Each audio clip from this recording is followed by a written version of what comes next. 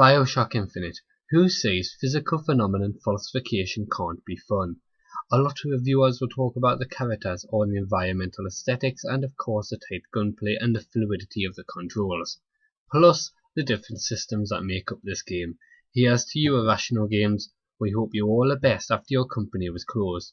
Well, I'm going to take the long road here and talk about movies and games intertwining, for BioShock marks a leap in visual storytelling.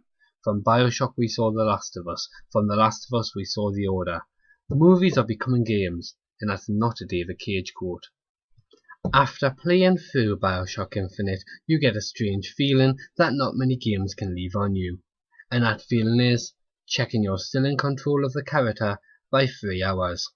The story was so enticing and engrossed that I was happy to put down the controller and simply watch the rest. I feel we live in a golden age when video games can be ranked as movie quality. Look at Sundance and what happened with Beyond Two Souls to illustrate my point. In the movie industry, they are now using game tech to push CGI and vice versa.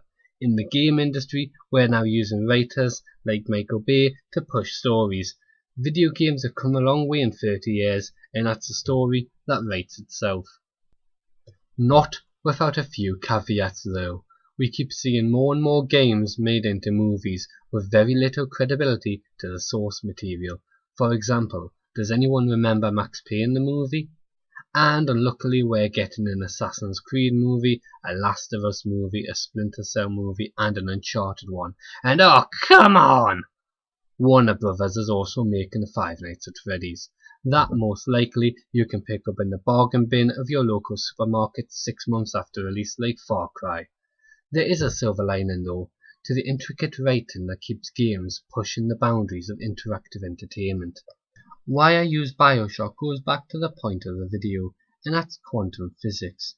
There's not enough fingers on your hand to count how many books, films and TV shows have had a swing and a miss at this theory. But BioShock hits a home run. It takes a complex theory and condenses it down to a paragraph said by one of the leads. There's always a man, there's always a lighthouse.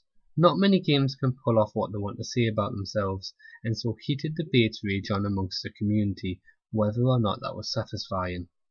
But the long cycle of interchangeable events that occur while creating a game really paid off with BioShock. It reminds me of that commercial for Sky Digital with Harrison Ford when he asks you, what was the last movie that made you feel? And now, when you're asked, what was the last game that made you emote, you can say BioShock did. Remember, there's always a story, there's always an ending.